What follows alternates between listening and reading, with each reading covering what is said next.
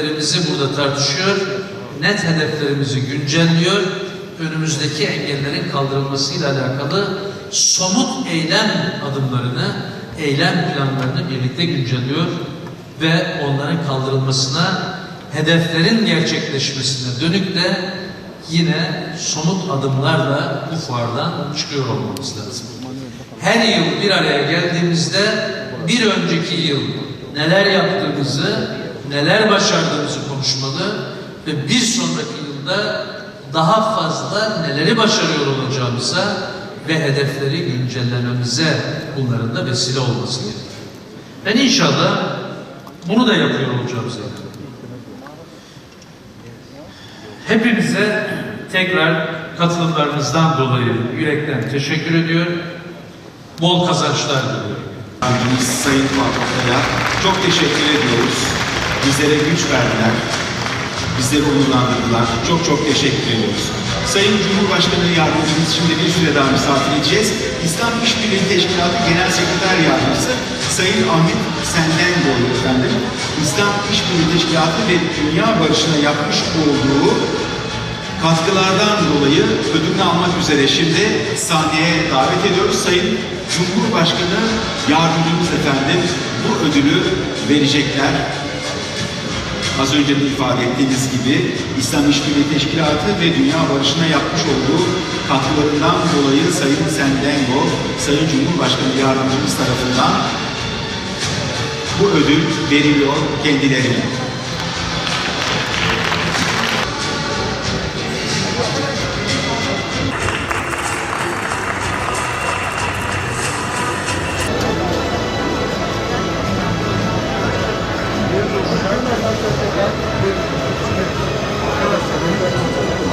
Buraya açalım arkadaşlar.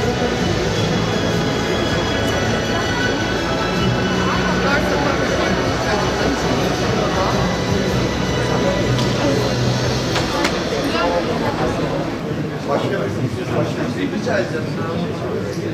Aynı zamanda 15 Temmuz Gazisi'yle İstanbul'un ne yapıyorsunuz?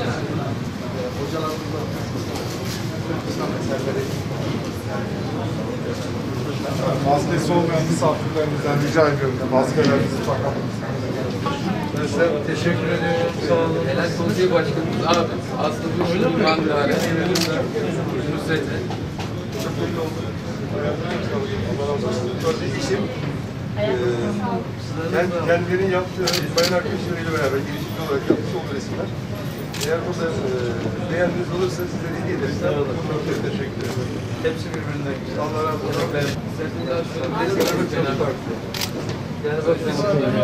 Burası yani. Ben bir resim alayım. Dışarı.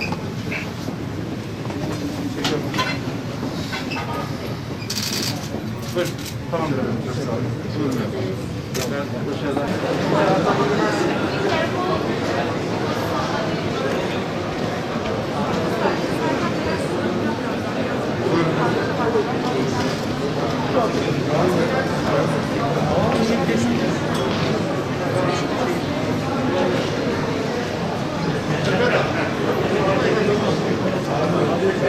Helal sertifikasyonunuz var mı? Var efendim.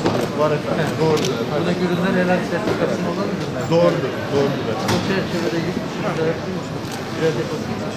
İnşallah bu fuarda startını vereceğiz efendim.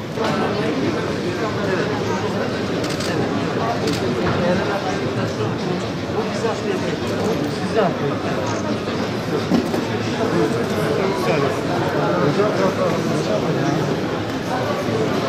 Hocam hadi lütfen bir de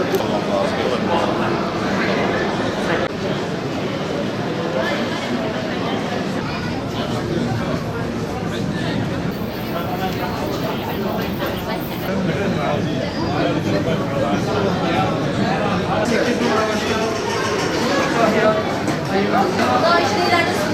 Gelebilir bir çekil haline getirdik.